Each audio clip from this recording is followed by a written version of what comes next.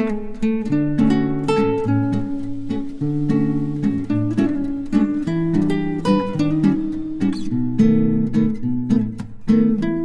Everyone, welcome back to our channel Chandra's home world. ಇವತ್ತು ಒಂದು requested and interesting ಆಗಿರುವಂಥ ವಿಡಿಯೋನ ಶೇರ್ ಮಾಡ್ತಾ ಇದ್ದೀನಿ. ಮಕ್ಕಳ ಸ್ಕಿನ್ ಮತ್ತು ಹೇರ್ ಕೇರ್ ರೊಟೀನ ನಾನು ಯಾವ ರೀತಿ ಮಾಡ್ಕೊಳ್ತೀನಿ, ಅದರ ಟಿಪ್ಸ್ ಏನು, ಅದನ್ನು ಯಾವ ರೀತಿ ಹೆಲ್ತಿ ವೇಯಲ್ಲಿ ಮಾಡ್ಕೊಳ್ತಾ ಇದ್ದೀನಿ ಅನ್ನೋದನ್ನ ಈ ವಿಡಿಯೋದಲ್ಲಿ ಡೀಟೇಲ್ ಆಗಿ ನೋಡ್ತಾ ಇದ್ದೀರಾ. ಈ ಒಂದು ವಿಡಿಯೋ ಡೆಫಿನೆಟ್ಲಿ ಪ್ರತಿಯೊಬ್ಬರಿಗೂ ಕೂಡ ಹೆಲ್ಪ್ಫುಲ್ ಆಗುತ್ತೆ. ಆದಷ್ಟು ವಿಡಿಯೋನ ಎಲ್ಲೂ ಸ್ಕಿಪ್ ಮಾಡ್ತೀರಾ, ಕೊನೆವರೆಗೂ ನೋಡ್ತಾ ಹೋಗಿ. ಮಕ್ಕಳ ಸ್ಕಿನ್ ಮಾತ್ರನೇ ಅಲ್ಲ, ನಮ್ಮ ಸ್ಕಿನ್ನ ನಾವು ಹೆಲ್ತಿಯಾಗಿ ಇಟ್ಕೊಳ್ಳೋದಕ್ಕೋಸ್ಕರ ಯಾವ ರೀತಿ ಟಿಪ್ಸ್ನ ಫಾಲೋ ಮಾಡ್ಬೋದು ಅನ್ನೋದನ್ನು ನೀವು ಒನ್ ಬೈ ಒನ್ ನೋಡ್ತಾ ಹೋಗ್ತೀರಾ. ಇನ್ನು without delay let start the video. Video ಇಷ್ಟ ಆದರೆ ಡೆಫಿನೆಟ್ಲಿ ಲೈಕ್ ಮಾಡಿ, ನಿಮ್ಮ ಅಭಿಪ್ರಾಯಗಳನ್ನ ಕಮೆಂಟಲ್ಲಿ ತಿಳಿಸಿ. ಆಗಲೇ ಹೇಳ್ದಂಗೆ ಈ ವಿಡಿಯೋದಲ್ಲಿ ಏರ್ ಕೇರ್, ಸ್ಕಿನ್ ಕೇರ್ ಎರಡು ಕೂಡ ಶೇರ್ ಮಾಡ್ತಾ ಇದ್ದೀನಿ. ಏರ್ ಮತ್ತು ಸ್ಕಿನ್ಗೆ ಎರಡಕ್ಕೂ ಕೂಡ ಆಯಿಲಿಂಗ್ ಅನ್ನೋದು ತುಂಬಾ ಇಂಪಾರ್ಟೆಂಟ್. ನಾನಿಲ್ಲಿ ಎರಡು ರೀತಿಯಾಗಿರುವಂಥ ಎಣ್ಣೆನ ಬಳಸ್ತಾ ಇದ್ದೀನಿ. ಪ್ರತಿ ಸರಿ ಇದೇ ಥರನೇ ಫಾಲೋ ಮಾಡ್ತೀನಿ ಅಂತ ಏನಿಲ್ಲ, ಮಿಕ್ಸ್ಡ್ ಆಯಿಲ್ಸ್ನ ಕೂಡ ಯೂಸ್ ಮಾಡ್ತೀನಿ. ಇನ್ನು ಆಯಿಲ್ ಜೊತೆಗೆ ಕೆಲವೊಂದು ಹರ್ಬ್ಸ್ ಎಲ್ಲ ಕೂಡ ಹಾಕಿಬಿಟ್ಟು ಆಯಿಲ್ನ ಕಾಯಿಸಿ ಕೂಡ ಯೂಸ್ ಮಾಡ್ತೀನಿ. ಬಟ್ ಈ ಒಂದು ವಿಡಿಯೋ ಶೂಟ್ ಮಾಡ್ಕೊಂಡಿರೋ ದಿನ ಯಾವ ರೀತಿ ಟಿಪ್ಸ್ನ ಫಾಲೋ ಮಾಡ್ತಾ ಇದ್ದೆ ಅದನ್ನು ಮಾತ್ರನೇ ಇಲ್ಲಿ ಸ್ಕ್ರೀನ್ ಮೇಲೆ ನೋಡ್ತಾ ಇದ್ದೀರಾ. ಅರ್ಧ ಭಾಗದಷ್ಟು ಕೊಬ್ಬರಿ ಎಣ್ಣೆನ ತೊಗೊಂಡಿದ್ದೀನಿ, ಇನ್ನು ಉಳಿದಿರೋ ಅಂಥ ಅರ್ಧ ಭಾಗದಷ್ಟು ಹರಳೆ ಎಣ್ಣೆನ ತೊಗೊಂಡು ಡಬಲ್ ಬಾಯ್ಲಿಂಗ್ ಮೆಥಡಲ್ಲಿ ಬಿಸಿ ಮಾಡ್ಕೊಳ್ತಾ ಇದ್ದೀನಿ. ಕೆಲವೊಂದು ಸರಿ ನಾನು ಕೂದಲಿಗೆ ಎಣ್ಣೆ ಹಚ್ಕೊಳ್ಬೇಕು ಅಂದಾಗ ಜಸ್ಟ್ ಎಣ್ಣೆನ ಉಗುರು ಬೆಚ್ಚಗೆ ಮಾತ್ರನೇ ಮಾಡ್ತಿರ್ತೀನಿ. ಬಟ್ ಮಕ್ಳಿಗೆ ಹಚ್ಚೋವಾಗ ಡಬಲ್ ಬಾಯ್ಲಿಂಗ್ ಮೆಥಡಲ್ಲಿ ಸ್ವಲ್ಪ ಚೆನ್ನಾಗಿ ಬಿಸಿ ಮಾಡ್ತೀನಿ. ಈ ಥರ ಆಯಿಲ್ನ ಬಿಸಿ ಮಾಡೋದ್ರಿಂದ ಹರಳೆ ಎಣ್ಣೆಯಲ್ಲಿರುವಂತಹ ಜಿಡ್ಡು ಮತ್ತು ತಿಕ್ನೆಸ್ ಏನಿರುತ್ತೆ ಅದು ತಿನ್ನಾಗುತ್ತೆ. ಆಗ ನಾವು ಈಸಿಯಾಗಿ ಸ್ಕ್ಯಾಲ್ಪ್ಗೆ ಅಪ್ಲೈ ಮಾಡ್ಬೋದು. ಹರಳೆ ಎಣ್ಣೆ ಸ್ಕಿನ್ಗೆ, ಹೇರ್ಗೆ ತುಂಬಾ ಒಳ್ಳೆಯದು. ಬಟ್ ಅದು ಸ್ವಲ್ಪ ಜಿಡ್ಡಿರೋ ಕಾರಣ ಹಚ್ಚಬೇಕಾದ್ರೆ ಸ್ವಲ್ಪ ಸ್ಟಿಕ್ಕಿ ಆಗ್ತಿರುತ್ತೆ ಅನ್ನೋದ್ರಿಂದ ತುಂಬ ಜನ ಅವಾಯ್ಡ್ ಮಾಡ್ತಿರ್ತಾರೆ. ಸ್ವಲ್ಪ ಬೆಚ್ಚಗೆ ಮಾಡಿ ಹಚ್ಚೋದ್ರಿಂದ ಆ ಥರ ಯಾವುದೇ ರೀತಿ ಪ್ರಾಬ್ಲಮ್ ಆಗದಿರ ಕೊಬ್ಬರಿ ಎಣ್ಣೆನ ಹಚ್ಚಿದಾಗ ಯಾವ ರೀತಿ ಫೀಲ್ ಆಗ್ತೀವೋ ಅದೇ ಥರನೇ ಇರುತ್ತೆ. ನನ್ನ ಚೈಲ್ಡ್ಹುಡ್ಡಲ್ಲಿ ಮನೆ ಒಳಗಡೆ ಕೂದಲೆಲ್ಲ ಉದುರಬಾರ್ದು ಅನ್ನೋದ್ರಿಂದ ಆಯಿಲಿಂಗ್ ಮಾಡಬೇಕಾದ್ರೆ, ತಲೆ ಬಾಚಬೇಕಾದ್ರೆ ಎಲ್ಲ ಮನೆಯಿಂದ ಆಚೆ ಸೈಡಲ್ಲಿ ಕೂರಿಸ್ಕೊಂಡು ಬಾಚ್ತಿದ್ರು. ಅದೇ ಥರ ನನ್ನ ಮಕ್ಳಿಗೆ ಎಣ್ಣೆ ಹಚ್ಚುವಾಗ ಎಂಟ್ರಿ ವೇಯಲ್ಲಿ ಬಿಸಿಲಿರೋಂಥ ಜಾಗದಲ್ಲಿ ಕೂತ್ಕೊಂಡು ಆಯಿಲ್ನ ಅಪ್ಲೈ ಮಾಡ್ತೀನಿ.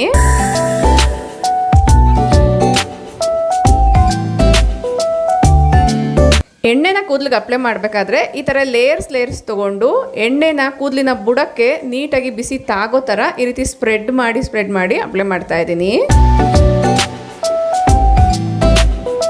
ಉಗುರು ಬೆಚ್ಚಗಿರುವಂಥ ಎಣ್ಣೆನ ತಲೆಬುರುಡೆಗೆ ಹಚ್ಚೋದ್ರಿಂದ ಒಂದು ರೀತಿ ಮಸಾಜ್ ಥರ ಆಗಿ ಬ್ಲಡ್ ಸರ್ಕ್ಯುಲೇಷನ್ ಕೂಡ ಜಾಸ್ತಿ ಆಗಿ ಹೇರ್ ಹೆಲ್ತಿಯಾಗಿ ಗ್ರೋ ಆಗೋ ಚಾನ್ಸ್ ಇರುತ್ತೆ. ನಮ್ಮ ಚಾನಲ್ನಲ್ಲಿ ಇದುವರೆಗೂ ತುಂಬ ವಿಡಿಯೋಸ್ನ ಶೇರ್ ಮಾಡಿದ್ದೀನಿ. ಬಟ್ ಯಾವ ವಿಡಿಯೋದಲ್ಲೂ ಕೂಡ ಪೇರೆಂಟಿಂಗ್ ಬಗ್ಗೆ ಎಲ್ಲೂ ನಾನು ಮಾತಾಡಿಲ್ಲ. ಈ ವಿಡಿಯೋದಲ್ಲಿ ಮಕ್ಕಳ ಬಗ್ಗೆ ಶೇರ್ ಮಾಡ್ತಾ ಇರೋದ್ರಿಂದ ಕೆಲವೊಂದು ಪೇರೆಂಟಿಂಗ್ ಟಿಪ್ಸ್ನ, ನನಗೆ ಗೊತ್ತಿರುವಂಥ ಎಕ್ಸ್ಪೀರಿಯನ್ಸ್ನ ಶೇರ್ ಮಾಡ್ತೀನಿ.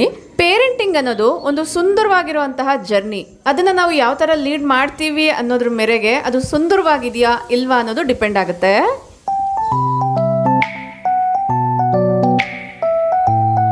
ನಮ್ಮ ಚೈಲ್ಡ್ಹುಡ್ಡಲ್ಲಿ ಇದ್ದಂತಹ ಪೇರೆಂಟಿಂಗು ಈಗಿರುವಂತಹ ಪೇರೆಂಟಿಂಗು ಲಾಟ್ಸ್ ಆಫ್ ಡಿಫ್ರೆನ್ಸ್ ಇದೆ. ನಮ್ಮ ಚೈಲ್ಡ್ಹುಡ್ಡಲ್ಲಿ ಸ್ಕೂಲಿಗೆ ಜಾಯಿನ್ ಮಾಡೋರ್ಗೂ ಮಾತ್ರನೇ ಪೇರೆಂಟ್ಸ್ ಕೆಲಸ. ಆಮೇಲೆ ಟೈಮಿಂಗ್ಸ್ನ ನೋಡಿಕೊಂಡು ಊರಲ್ಲಿರುವಂಥ ಗೌರ್ಮೆಂಟ್ ಸ್ಕೂಲ್ಗೆ ನಾವೇ ನಡ್ಕೊಂಡು ಹೋಗ್ತಿದ್ವಿ. ಊಟದ ವ್ಯವಸ್ಥೆ ಮನೇಲಿ ಏನು ಮಾಡಿದಾರೋ ಅದನ್ನು ಪ್ಯಾಕ್ ಮಾಡ್ಕೊಂಡು ಹೋಗುವಂಥದ್ದು, ಅಥವಾ ಕೆಲವೊಂದು ಸರಿ ಸ್ಕೂಲಲ್ಲೇ ಕೊಡ್ತಿದ್ರು.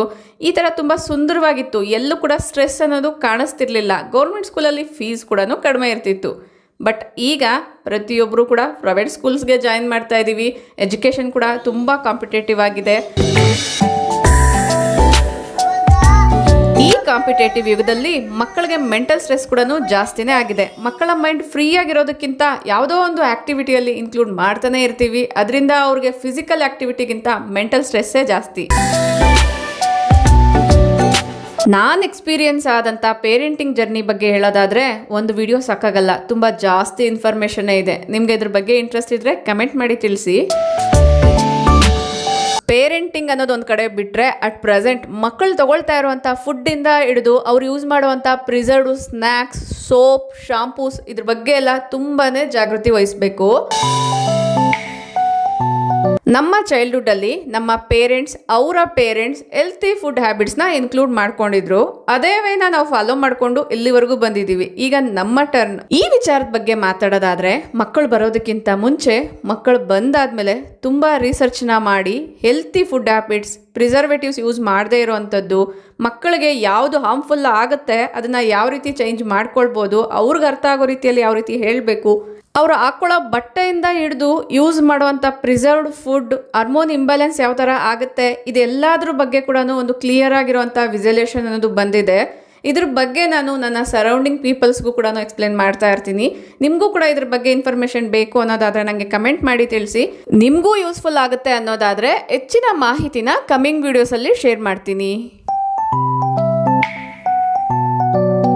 ಇನ್ನು ವಿಡಿಯೋ ವಿಚಾರಕ್ಕೆ ಬರೋದಾದರೆ, ಸ್ಕಿನ್ ಹೆಲ್ತಿ ಆಗಿರೋದಕ್ಕೋಸ್ಕರ ಆಯಿಲ್ ಮಸಾಜ್ ಮಾಡ್ತಾ ಇದ್ದೀನಿ. ಈ ಒಂದು ಅಭ್ಯಾಸ ನಿನ್ನೆ ಮೊನ್ನೆ ಬಂದಿರೋದಂತೂ ಖಂಡಿತವಾಗ್ಲೂ ಅಲ್ಲ. ಇದು ಮಕ್ಕಳು ಹುಟ್ಟಿದಾಗಿಂದನೂ ಸ್ಟಾರ್ಟ್ ಆಗಿದೆ. ನ್ಯೂ ಬಾರ್ನ್ ಬೇಬೀಸ್ಗೆ ಆಲ್ಮೋಸ್ಟ್ ಒಂದು 8 ಮಂತ್ಸ್ವರೆಗೂ ಕೂಡ ಮನೆಯಲ್ಲಿರುವಂತಹ ಹಿರಿಯರು ಆಯಿಲ್ ಮಸಾಜ್ ಮಾಡ್ತಿದ್ರು. ಅದಾದಮೇಲೆ ಸೇಮ್ ವೇನ ನಾನು ಫಾಲೋ ಮಾಡಿಕೊಂಡು ಈಗಲೂ ಕೂಡ ಕಂಟಿನ್ಯೂ ಮಾಡ್ತಿದ್ದೀನಿ. ಬಟ್ ಆಗ ದಿನ ಬಿಟ್ಟು ದಿನ ಆಯಿಲ್ ಮಸಾಜ್ ಮಾಡ್ತಿದ್ವಿ. ಆಗ ನಾವು ಯೂಸ್ ಮಾಡ್ತಾ ಇದ್ದಂಥ oil olive oil, activated deo oil ಅಂತ ಬರ್ತಿತ್ತು. ಆ ಆಯಿಲ್ನ ಯೂಸ್ ಮಾಡ್ತಿದ್ವಿ. ನೆಕ್ಸ್ಟ್ ಮಕ್ಕಳಿಗೆ 2 ಇಯರ್ಸ್ ಆದಮೇಲೆ ಆಲ್ಮಂಡ್ ಆಯಿಲ್ನ ಯೂಸ್ ಮಾಡ್ತಾ ಇದ್ದೆ. ಅಟ್ ಪ್ರೆಸೆಂಟ್ ನಾನು ಕೆಲವೊಂದ್ಸರಿ ಆಲ್ಮಂಡ್ ಆಯಿಲ್ನ ಕೂಡ ಯೂಸ್ ಮಾಡ್ತೀನಿ, ಇಲ್ಲ ಅನ್ನೋದಾದರೆ ಕ್ಯಾಸ್ಟ್ ಆಯಿಲ್ ಕೂಡ ಯೂಸ್ ಮಾಡ್ತೀನಿ. ಈಗ ಎಣ್ಣೆನ ಹಚ್ಚಿ 1 ಅವರ್ ಬಿಸಿಲಲ್ಲಿ ನಿಲ್ಲಕ್ಕೆ ಹೇಳಿದ್ದೀನಿ. ಇನ್ನು 1 ಅವರ್ ಬಿಸಿಲಲ್ಲಿ ಅವ್ರು ನಿಲ್ಬೇಕಂದ್ರೆ ಅವ್ರ ಜೊತೆಗೆ ನಾವು ಕೂಡ ಇರಲೇಬೇಕಾಗತ್ತೆ. ಆ 1 ಅವರ್ ಪೀರಿಯಡಲ್ಲೂ ಕೂಡ ನನ್ನದೇ ಆದಂಥ ಕೆಲಸಗಳನ್ನ ನಾನು ಮಾಡ್ಕೊಳ್ತಾ ಮಕ್ಕಳನ್ನ ಅಬ್ಸರ್ವ್ ಮಾಡ್ತಿರ್ತೀನಿ. ಗಾರ್ಡನಿಂಗಲ್ಲಿ ಕೆಲವೊಂದು ಕೆಲಸಗಳನ್ನೋದು ಇತ್ತು, ಅದನ್ನು ಮಾಡ್ಕೊಳ್ತಾ ಇದ್ದೀನಿ. ಕೆಲವೊಂದು ಎಕ್ಸ್ಟ್ರಾ ಪ್ಲಾಂಟ್ಸ್ ಎಲ್ಲ ಬಂದಿತ್ತು. ಇನ್ನು ಗಿಡಗಳಿಗೆ ಕೆಲವೊಂದು ಬೂದಿ ರೋಗ ಅನ್ನೋದು ಬರುತ್ತೆ ಅಲ್ವಾ, ಒಂದು ಪ್ಲಾಂಟ್ಗೆ ಸ್ಟಾರ್ಟ್ ಆದರೆ ಮತ್ತೊಂದಕ್ಕೂ ಕೂಡ ಒಂದು ಬರೋ ಚಾನ್ಸ್ ಇರುತ್ತೆ. ಸೊ ಆ ಥರದ್ದು ಏನಾದರೂ ಇದ್ದರೆ ಅದನ್ನೆಲ್ಲ ಕಟ್ ಮಾಡಿ ಬಿಸಾಡ್ತಾ ಇದ್ದೀನಿ.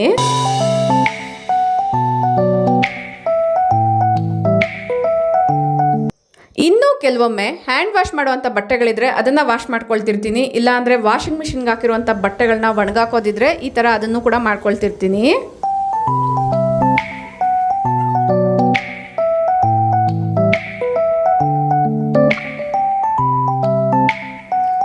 ಆಯಿಲ್ ಹಚ್ಚಿ 1 to 1.5 ಅವರ್ ಆಗಿದೆ. ಬಿಸಿಲು ಕಡಿಮೆ ಇದ್ದಿದ್ದರಿಂದ ಸ್ವಲ್ಪ ಜಾಸ್ತಿ ಹೊತ್ತೇ ನಿಲ್ಲಿಸಿದ್ದೆ. ಈಗ ಸ್ನಾನ ಮಾಡಿಸ್ತೀನಿ. ಸ್ನಾನದಲ್ಲೂ ಕೂಡ ಕೂದಲಿಗೆ ಎಣ್ಣೆ ಹಚ್ಚಿರೋಂಥ ದಿನನೇ ತಲೆ ಸ್ನಾನ ಮಾಡಿಸಲ್ಲ. ನೆಕ್ಸ್ಟ್ ಡೇ ತಲೆ ಸ್ನಾನ ಮಾಡಿಸ್ತೀನಿ. ಇವತ್ತಿನ ದಿನ ಮೈಗೆ ಮಾತ್ರನೇ ಸ್ನಾನ ಮಾಡಿಸ್ತೀನಿ. ಸ್ನಾನ ಮಾಡಿಸ್ಬೇಕಾದ್ರೆ ಸೋಪಿನ ಬದಲಾಗಿ ನಾನು ಒಂದು ಪೌಡರ್ನ ಯೂಸ್ ಮಾಡ್ತೀನಿ. ಅದು ಏನು ಅಂತ ಇಲ್ಲಿ ತೋರಿಸ್ತೀನಿ ನೋಡಿ.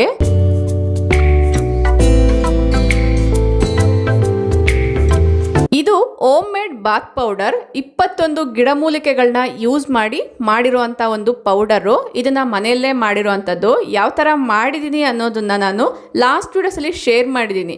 ಕೆಲವೊಮ್ಮೆ ಈ ಪೌಡರ್ನ ಯೂಸ್ ಮಾಡೋ ಅಷ್ಟು ಟೈಮ್ ಇಲ್ಲ ಅಂದಾಗ ಟೆಡಿ ಬೇರ್ ಸೋಪ್ನ ಯೂಸ್ ಮಾಡ್ತೀನಿ. ಮಕ್ಕಳು ನ್ಯೂ ಬಾರ್ನ್ ಬೇಬೀಸ್ ಇದ್ದಾಗಿಂದಲೂ ಕೂಡ ಇದೇ ಒಂದು ಸೋಪ್ನ ಯೂಸ್ ಮಾಡ್ತಾ ಇರೋವಂಥದ್ದು.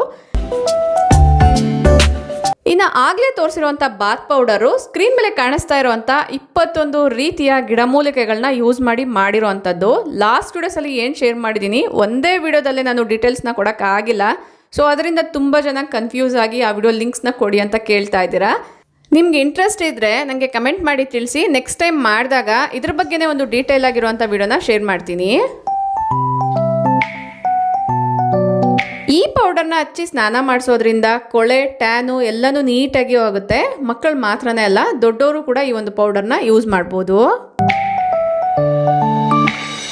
ಈ ಬಾತ್ ಪೌಡರ್ನ 1 ವರ್ಷದಿಂದ ಯೂಸ್ ಮಾಡ್ತಾ ಇದ್ದೀನಿ. ಮುಂಚೆ ಎಲ್ಲಾನು ನಾನು ಬೇಸಿಕ್ ಬಾತ್ ಪೌಡರ್ನ ಯೂಸ್ ಮಾಡ್ತಾ ಇದ್ದೆ. ನ್ಯೂ ಬಾರ್ನ್ ಬೇಬೀಸ್ ಎಲ್ಲಾನು ಇದ್ದಾಗ ತುಂಬ ಜಾಸ್ತಿ ಟೈಮ್ ಕೂಡ ಸಿಗ್ತಿರ್ಲಿಲ್ಲ. ಬೇಸಿಕ್ ಕಿಚನಲ್ಲಿ ಸಿಗುವಂಥ ಇಂಗ್ರೀಡಿಯೆಂಟ್ಸಿಂದಾನೇ ನಾನು ಬಾತ್ ಪೌಡರ್ನ ರೆಡಿ ಮಾಡ್ಕೊಂಡಿದ್ದೆ. ಅದ್ರ ಬಗ್ಗೆ ಕೂಡ ಒಂದು ವಿಡಿಯೋನ ಶೇರ್ ಮಾಡಿದ್ದೀನಿ. ಬಾತ್ ಪೌಡರ್ ಇನ್ ಚಂದ್ರಾಸ್ ಹೋಮ್ ವರ್ಲ್ಡ್ ಅಂದರೆ ನಿಮಗೆ ಆ ಒಂದು ವಿಡಿಯೋ ಅನ್ನೋದು ಸಿಗುತ್ತೆ. ಇಂಟ್ರೆಸ್ಟ್ ಇರೋರು ಒಂದ್ಸರಿ ಯೂಟ್ಯೂಬಲ್ಲಿ ಸರ್ಚ್ ಮಾಡಿ. ಸ್ನಾನ ಆದಮೇಲೆ ಸ್ಕಿನ್ ಕೇರ್ಗೋಸ್ಕರ ಮಾಯ್ಶ್ಚರೈಸರ್ನ ಅಪ್ಲೈ ಮಾಡ್ತೀನಿ. ಮುಂಚೆ ಎಲ್ಲ ನಾನು ಆಟೋಗ್ಲಾ ಯೂಸ್ ಮಾಡ್ತಿದ್ದೆ, ಈಗ ಸೆಟಾಫಿಲ್ ಯೂಸ್ ಮಾಡ್ತಿದ್ದೀನಿ. ಸ್ಕಿನ್ ಗ್ಲೋಯಿಂಗ್ ಆಗಿ ಬ್ರೈಟ್ ಆಗಿ ಇರಬೇಕು ಅಂದರೆ ಜಸ್ಟ್ ಔಟ್ಸೈಡ್ ಏನು ಪ್ರಾಡಕ್ಟ್ಸ್ನ ಹಚ್ತೀವಿ ಅದು ಮಾತ್ರನೇ ಮ್ಯಾಟ್ರ್ ಆಗಲ್ಲ. ಇನ್ಸೈಡ್ ಫುಡ್ ಏನು ತೊಗೊಳ್ತೀವಿ ಅದು ಕೂಡ ತುಂಬಾ ಇಂಪಾರ್ಟೆಂಟ್ ಆಗುತ್ತೆ. ಆದಷ್ಟು ಹೈಡ್ರೇಟಿಂಗ್ ಆಗಿರುವಂತಹ ಹೆಲ್ತಿ ಫುಡ್ನ ಇನ್ಕ್ಲೂಡ್ ಮಾಡ್ಕೊಳ್ಳೋದ್ರಿಂದ ಕೂಡ ಸ್ಕಿನ್ ಬ್ರೈಟ್ ಆಗಿರುತ್ತೆ.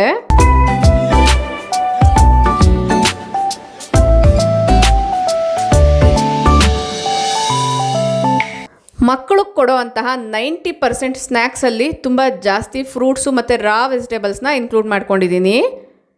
ಎಳ್ನೀರು ಕೊಡಬೇಕಾದ್ರೂ ಕೂಡ ಸ್ವಲ್ಪ ಚಿಯಾ ಸೀಡ್ಸ್ನ ಹಾಕ್ತೀನಿ. ಇದರಿಂದ ಬಾಡಿ ಹೈಡ್ರೇಟಿಂಗ್ ಆಗು ಕೂಡ ಇರುತ್ತೆ, ಹೆಲ್ತ್ಗೂ ಕೂಡ ತುಂಬ ಒಳ್ಳೆಯದು.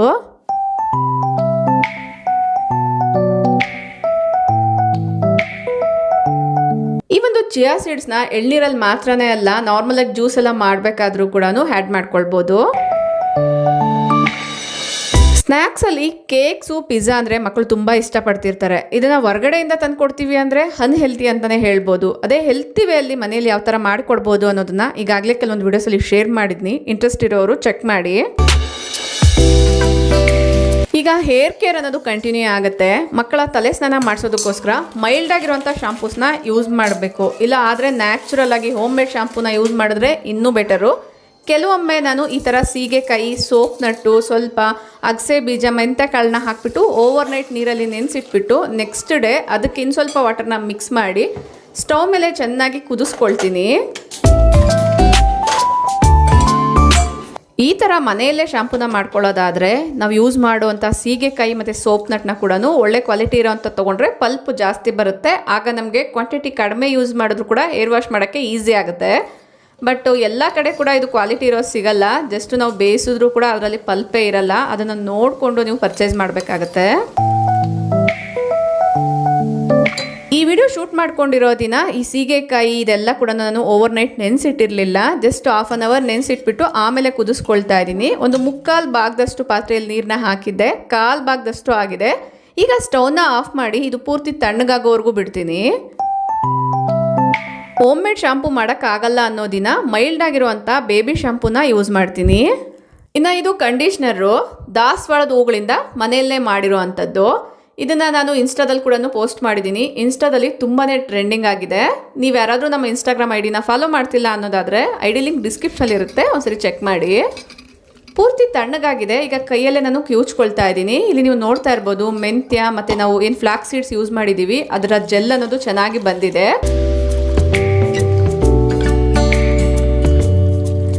ಈಗ ಇದನ್ನು ಶಾಂಪೂ ಥರ ಯೂಸ್ ಮಾಡ್ಬೋದು. ಟ್ರಸ್ಟ್ ಮೀ, ಕೊಳೆ ಅನ್ನೋದು ತುಂಬ ನೀಟಾಗಿ ಹೋಗುತ್ತೆ. ಜಸ್ಟು ಏರಲ್ಲಿರುವಂಥ ಕೊಳೆ ಮಾತ್ರನೇ ಅಲ್ಲ, ಸ್ಕಿನ್ ಮೇಲಿರುವಂಥ ಕೊಳೆ ಕೂಡ ನೀಟಾಗಿ ಹೋಗುತ್ತೆ.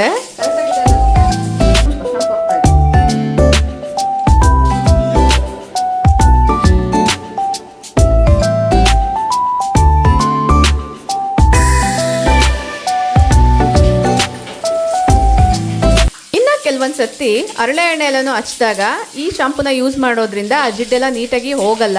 ಹೋಮ್ ಮೇಡ್ ಶಾಂಪೂ ಜೊತೆಗೆ ಸ್ವಲ್ಪ ಮೈಲ್ಡ್ ಆಗಿರುವಂಥ ಯಾವುದಾದ್ರೂ ಒಂದು 2 ಡ್ರಾಪ್ ಆಫ್ ಶಾಂಪೂನ ಹಾಕೊಂಡು ಕೂಡ ಯೂಸ್ ಮಾಡ್ಕೊಳ್ಬೋದು.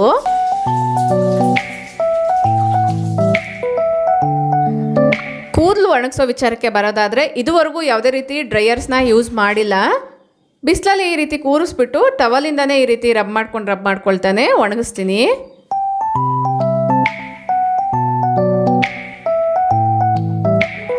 ಬಿಸಿಲಿದ್ರೆ ಬೇಗನೆ ಡ್ರೈ ಆಗಿಬಿಡುತ್ತೆ. ಬಿಸಿಲಿಲ್ಲ ಅಂದಾಗ ನಾನು ಸಾಂಬ್ರಾಣಿನ ಯೂಸ್ ಮಾಡ್ತೀನಿ. ಅದು ಯಾವ ಥರ ಅನ್ನೋದು ಕೂಡ ಇದೇ ವಿಡಿಯೋ ಕೊನೆಯಲ್ಲಿ ತಿಳಿಸ್ಕೊಡ್ತೀನಿ. ವಿಡಿಯೋನ ಎಲ್ಲೋ ಸ್ಕಿಪ್ ಮಾಡ್ದಿರಾ ಕೊನೆವರೆಗೂ ನೋಡ್ತಾ ಹೋಗಿ.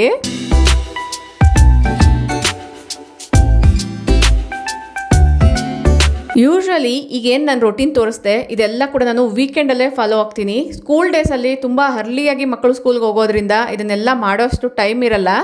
ಸೊ ವೀಕೆಂಡ್ಸಲ್ಲಿ ಈ ರೀತಿ ಫಾಲೋ ಮಾಡ್ತೀನಿ. ಇಲ್ಲ ಮಕ್ಕಳು ಸ್ಕೂಲ್ಗೆ ಹೋಗೋ ಅಂಥ ದಿನ ತಲೆ ಸ್ನಾನ ಮಾಡಿಸಿದ್ರೆ ಕಂಪಲ್ಸರಿ ಸಾಂಬ್ರಾಣಿ ಅನ್ನೋದು ಹಾಕ್ತೀನಿ.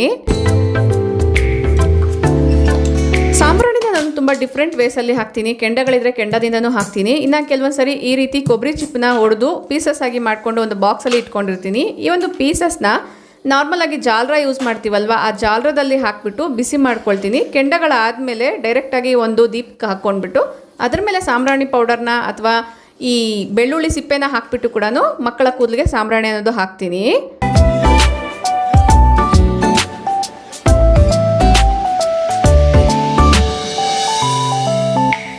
ಐ ಹೋಪ್ ಈ ವಿಡಿಯೋ ನಿಮ್ಮೆಲ್ಲರಿಗೂ ಇಷ್ಟ ಆಗಿದೆ ಅಂತ ಅಂದ್ಕೊಳ್ತೀನಿ. ಇಷ್ಟ ಆದರೆ ಈಗಲೇ ಒಂದು ಲೈಕ್ ಮಾಡಿ, ನಿಮ್ಮ ಫ್ರೆಂಡ್ಸ್ ಆ್ಯಂಡ್ ಫ್ಯಾಮಿಲಿ ಜೊತೆಗೂ ಶೇರ್ ಮಾಡಿ. ನಿಮ್ಮ ಅನಿಸಿಕೆ ಅಭಿಪ್ರಾಯಗಳನ್ನ ಕಮೆಂಟಲ್ಲಿ ತಿಳಿಸಿ. Thank you for watching. ನಮಸ್ತೆ.